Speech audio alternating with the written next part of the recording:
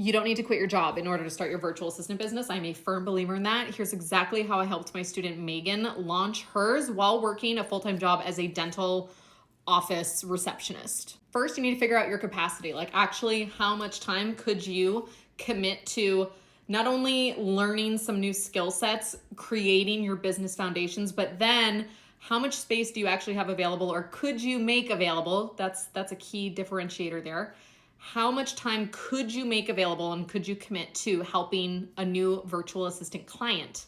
I would say 3 hours a week is a perfect starting point. 3 hours a week spending creating your business, and then eventually that same 3 hours you can use once you land that first client. My student Megan would use her lunch breaks at the office to either hop on calls with me throughout my training program, either work on some homework, brainstorm her content ideas, ask me questions, network with her ideal clients. She would use her lunch breaks for that. So that's 30 to 60 minutes a day, usually, right? When you have that time. And when she landed her first client, she would maybe use some of her lunch breaks for that client work.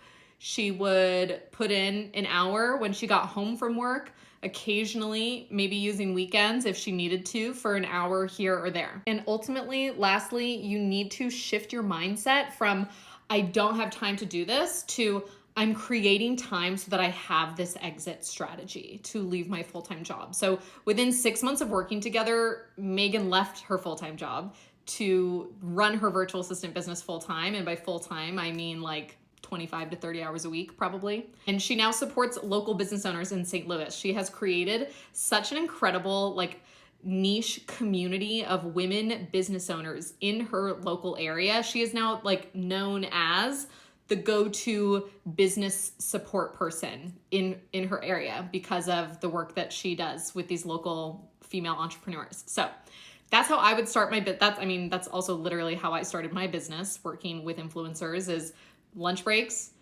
getting home from work or putting in work before going to the office, and occasionally weekends. So it's really about getting creative with the time that you do have, hustling a little bit to put in some extra time, even when you're tired after a long day at the office, because ultimately those little baby steps that you continue to take can turn into your full-time career, which is what I do now. I'm 4 years in. I've never been happier.